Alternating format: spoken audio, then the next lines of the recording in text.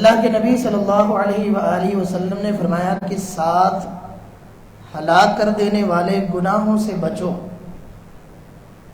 ان میں سے 3 کا تذکرہ پچھلے جمعے میں کیا گیا کہ اللہ کے ساتھ شرک کرنا، یہ ایسا گناہ ہے کہ انسان کو بھی ہلاک کر دیتا ہے، اس کے سارے اعمال کو بھی تباہ و برباد کر دیتا ہے۔ جادو کرنا، کروانا، یہ بھی کبیرہ گناہ ہے، معاشرے میں یہ فساد کا باعث بنتا ہے۔ اسی طرح تیسرا، قتل النفس التي حرم اللہ الا بالحق، کہ کسی بھی جان کو قتل کرنا، جسے اللہ رب العزت نے قتل کرنا جسے ناجائز کہا ہو، اسے قتل کرنا، یہ بھی کبیرہ گناہ ہے۔ اسی کے حوالے سے گفتگو جاری تھی کہ قتل بعد کا معاملہ ہے، آپس میں لڑائی کرنا، ایک دوسرے سے لڑنا جھگڑنا، یہ بھی کبیرہ گناہ ہے۔ اور باہم دست و گریبان ہونے سے پہلے اگر زبانی توتکار کے اندر ایک بندہ گالی نکال دیتا ہے تو یہ گالی بذات خود ایک کبیرہ گناہ ہے۔ نبی کریم صلی اللہ علیہ وآلہ وسلم نے فرمایا سباب المسلم فسوق، مسلمان کو گالی دینا یہ کبیرہ گناہ ہے، وقتالہ کفر، اور اس سے لڑنا یہ کفر کا باعث ہے۔ کوئی غیر مسلم ہے اسے بھی گالی دینا جائز نہیں۔ تو مطلب یہ ہوا کسی غیر مسلم کے ساتھ بھی اگر بحث مباحثہ ہو جائے تو گالی اس کے لیے بھی جو ہے وہ جائز نہیں ہے، کیونکہ یہ مومن کی شان کے ہی خلاف ہے کہ مومن گالی دے۔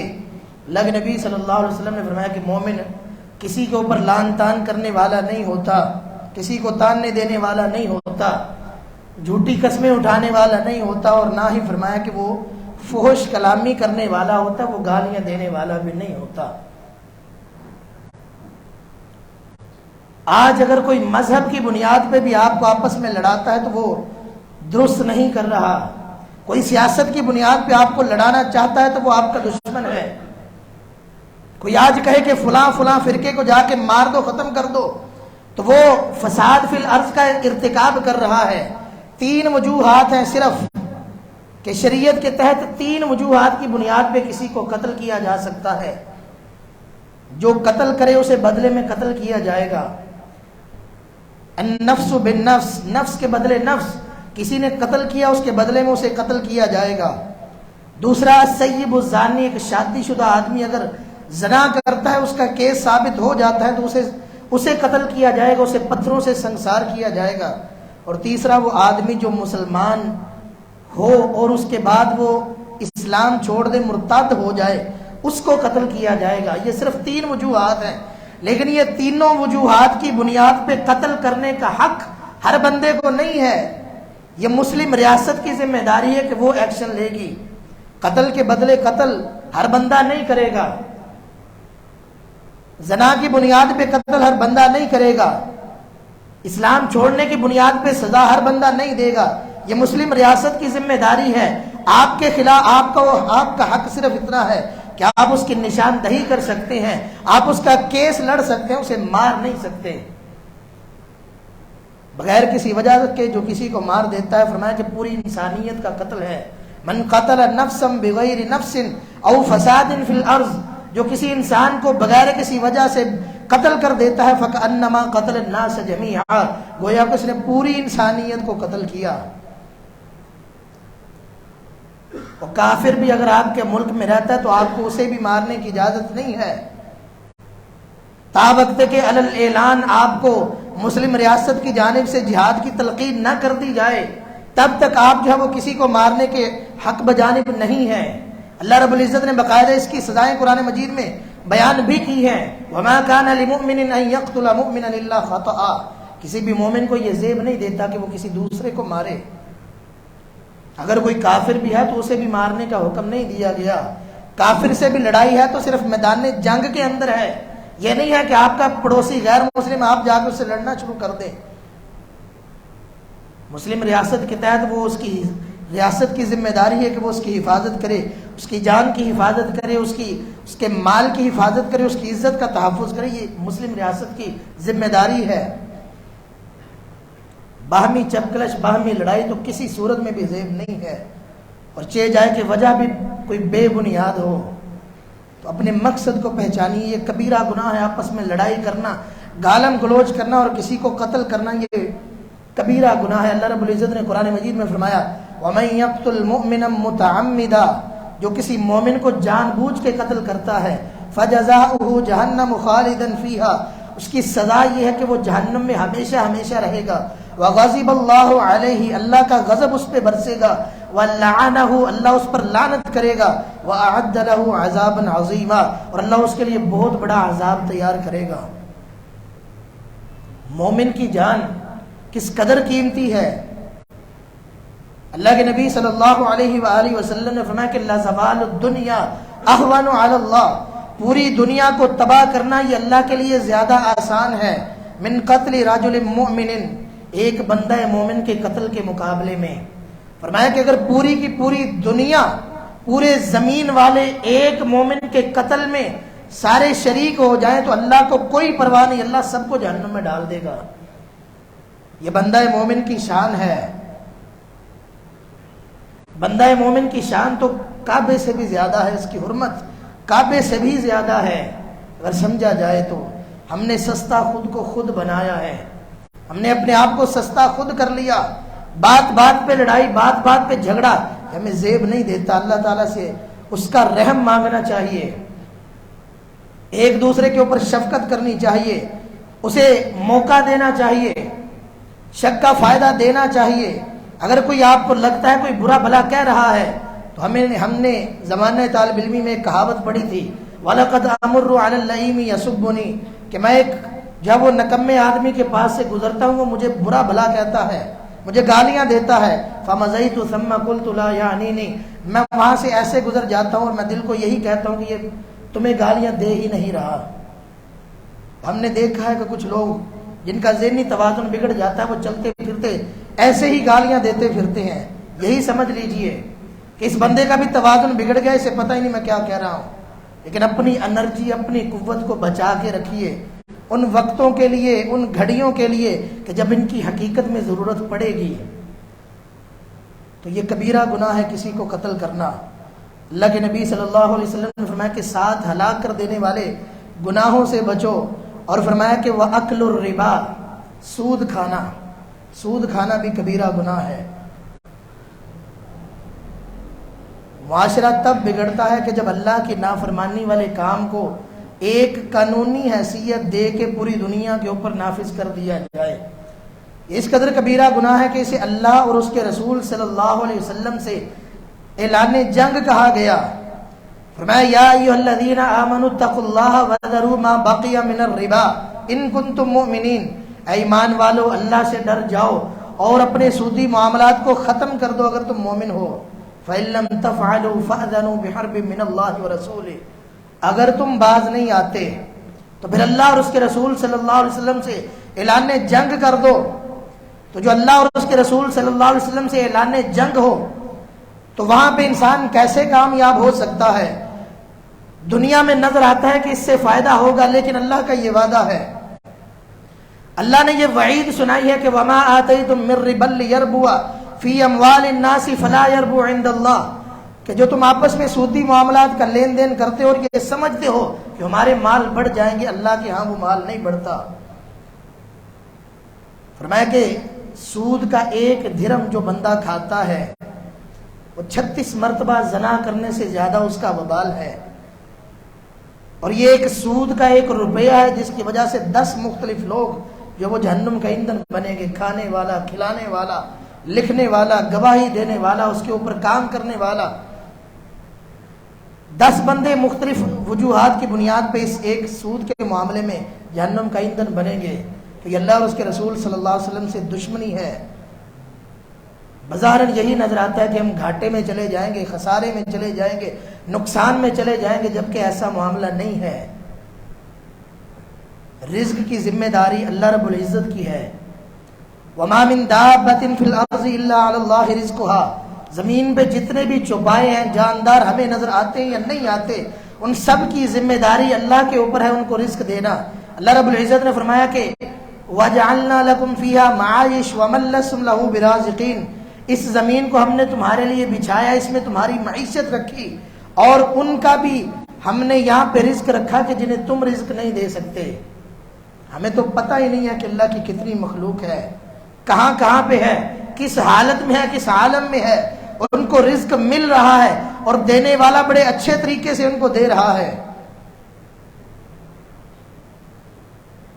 وہ جو سب کو دے رہا ہے وہ ہمیں کیوں نہیں دے گا؟ جبکہ ہم نے شریعت میں، ہم نے تاریخ اسلام میں ایسے مناظر بھی دیکھے ہیں کہ ایک وقت مسلمانوں کے اوپر ایسا بھی آیا تھا کہ لوگ اپنی زکوٰۃ صدقات ہاتھوں میں لیے پھرتے تھے، کوئی لینے والا باقی نہیں رہا تھا، اس قدر آسودگی اور خوشحالی آ چکی تھی۔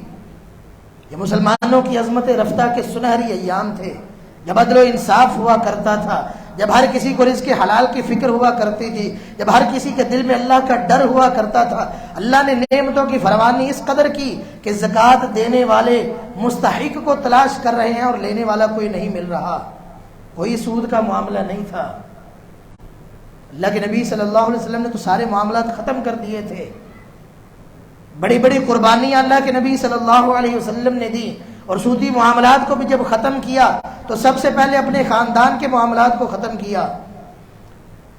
تو اس لیے یہ کبیرہ گناہ ہے، اللہ کے غضب کو دعوت دینے والا یہ کام ہے، ہلاک کر دینے والا کام ہے، اس کام سے اجتناب کیا جائے۔ ہر وہ معاملہ جو سود کی جانب لے جانے والا، اس سے بچا جائے۔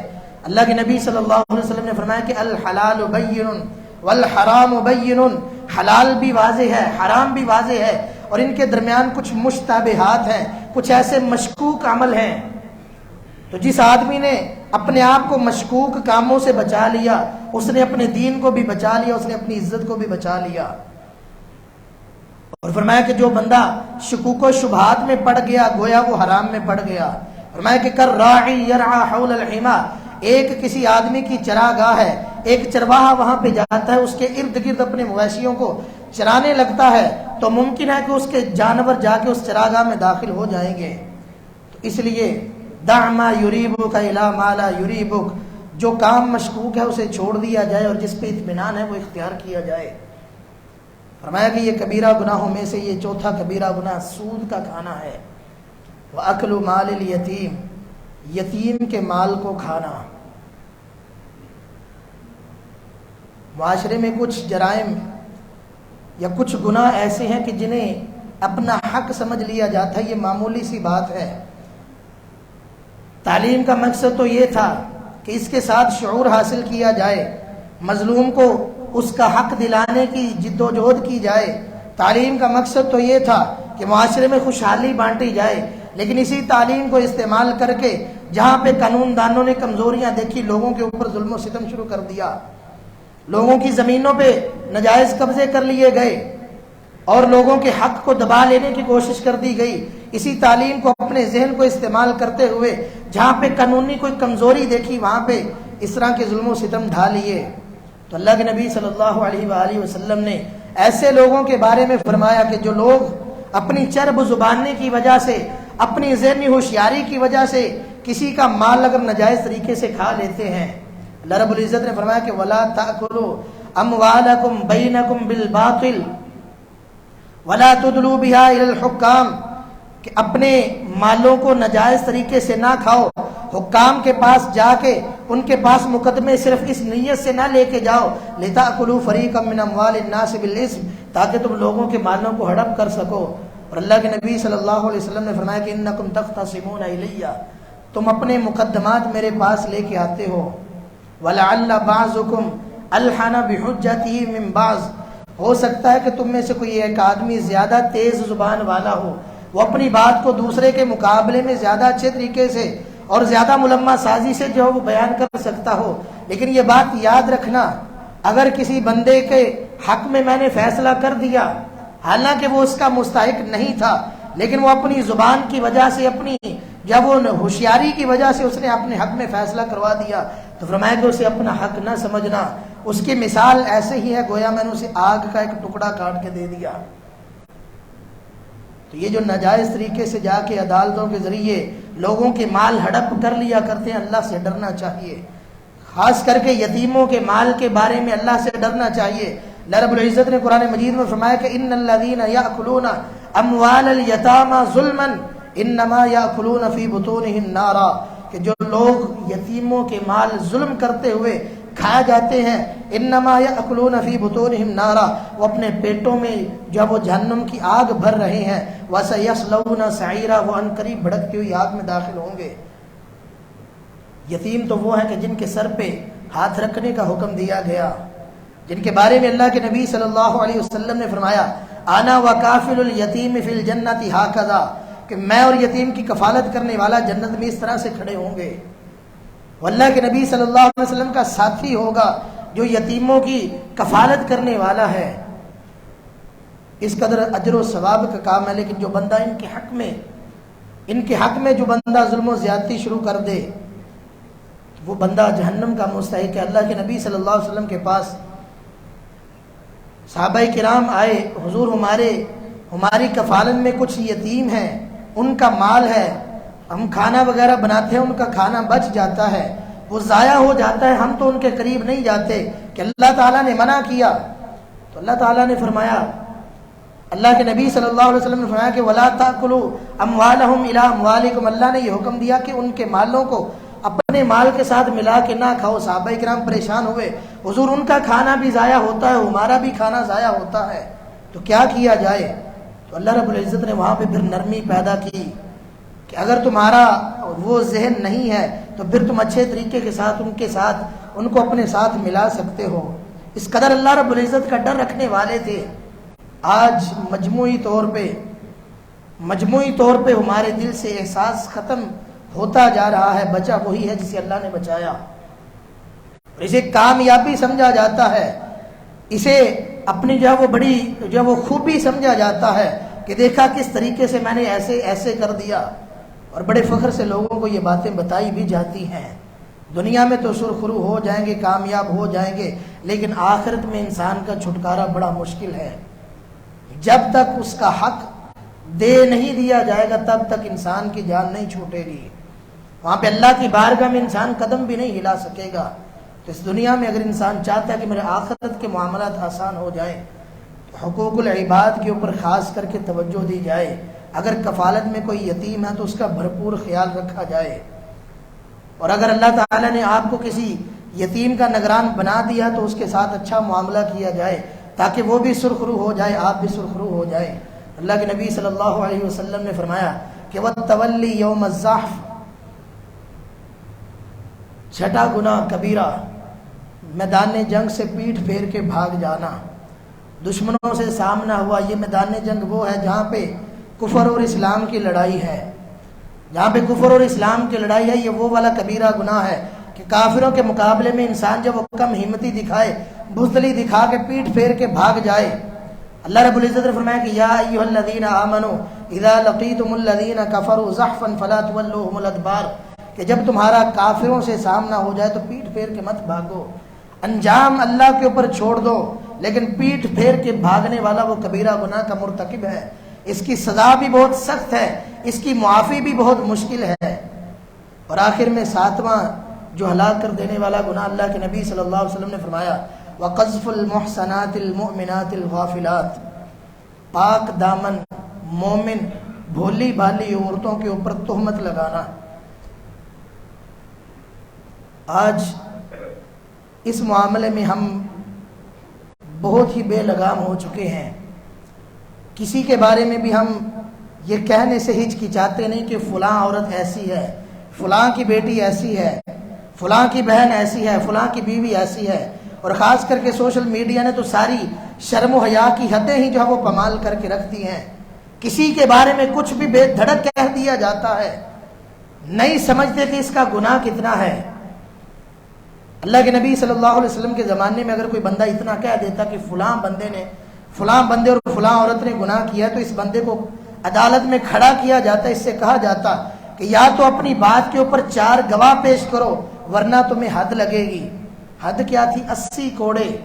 80 کوڑے ایسے آدمی کی حد ہے ایسے آدمی کی سزا ہے کہ جو کسی کی بیٹی کے بارے میں، کسی کی بیوی کے بارے میں، کسی کی بہن کے بارے میں جو اس طرح کی بات کہتا ہے کہ فلاں نے فلاں کے ساتھ برا کام کیا، یہ کسی کے اوپر تہمت لگا دینا، یہ اللہ رب العزت نے مسلمانوں کی عزت کا تحفظ بھی کیا ہے، کسی کی عزت کو اچھالنے کی اجازت نہیں دی گئی۔ آج ہمارے پاس شرعی معاملات نہیں ہیں، شرعی حدود و قیود نہیں لگائی جاتی، لیکن یاد رکھیے یہ معاملہ آخرت میں بڑا سخت پیش آنے والا ہے۔ ان الذین یرمون المحصنات الغافلات المؤمنات، بے شک وہ لوگ جو پاک دامن مومن بھولی بالی پاکیزہ عورتوں کے اوپر تہمتیں لگاتے ہیں، لعنوا فی الدنیا والآخرہ، دنیا میں بھی ان کے اوپر لعنت کی گئی، آخرت میں بھی لعنت کی گئی۔ سوشل میڈیا پہ بھی بے اختیار الزامات لگا دیے جاتے ہیں، فلاں فلاں کے ساتھ، فلاں فلاں کے ساتھ۔ یاد رکھیے اس جرم کے اندر ہم یعنی جو بندہ ایسی باتیں کرتا ہے، ایسی باتیں شیئر بھی کر دیتا ہے، وہ بندہ اس جرم کا شریک بھی ہے، اور جب تک لوگ اس کی بات کو سنتے رہیں گے اس کے خلاف گواہ بھی پیدا ہونے والے ہیں۔ اس لیے اللہ سے ڈرتے ہوئے ایسے معاملات سے باز رہیے، دوسروں کی عزتوں کے بارے میں اپنی زبان کو تالا لگا دیجئے۔ اگر کسی کی عزت نہیں کر سکتے تو کم از کم کسی کی اہانت بھی مت کی جائے، اہانت بھی نہ کی جائے، کسی کی تذلیل بھی نہ کی جائے۔ قیامت کے روز ہم سے ہماری زبان کے بارے میں بھی پوچھا جائے گا، ہماری آنکھوں کے بارے میں بھی پوچھا جائے گا، ہمارے کانوں کے بارے میں بھی پوچھا جائے گا۔ ان السمع والبصر والفؤاد، حتیٰ کہ دل کے بارے میں بھی پوچھا جائے گا۔ کل اولئک کان عنہ مسئولا، ہر چیز کے بارے میں ہم سے سوال کیا جائے گا۔ اور اللہ کے نبی صلی اللہ علیہ وسلم نے ارشاد فرمایا کہ وہ آدمی ناقابل معافی ہوں گے کہ جو مجاہر ہوں گے۔ فرمایا کل امتی معافن الا المجاہرون، میری ساری امت معاف کر دی جائے گی سوائے ان لوگوں کے جو مجاہر ہیں۔ صحابہ کرام نے پوچھا کہ مجاہر کون ہے؟ اللہ کے نبی صلی اللہ علیہ وسلم نے فرمایا کہ ایک بندہ گناہ کرتا ہے، اس کے گناہ کے اوپر اللہ نے پردہ ڈالا، لیکن یہ بندہ خود اپنے اس پردے کو ہٹا کے لوگوں کے سامنے فخریہ طور پہ کہتا ہے کہ میں نے فلاں کام کیا، میں نے فلاں کام کیا، میں نے فلاں کا حق دبا لیا، میں نے فلاں کی تذلیل کر دی۔ یہ بندہ جس کے گناہوں پہ اللہ نے پردہ ڈالا تھا، یہ خود ہی اپنا پردہ چاہ کر کے لوگوں کو اپنے خلاف گواہ بناتا ہے۔ میں کہ ایسے بندے کی معافی اللہ کے ہاں نہیں ہے۔ اللہ رب العزت سے دعا ہے کہ اللہ ہمیں صغیرہ اور کبیرہ گناہوں سے بچنے کی توفیق عطا فرمائے۔ وما علینا الا البلاغ۔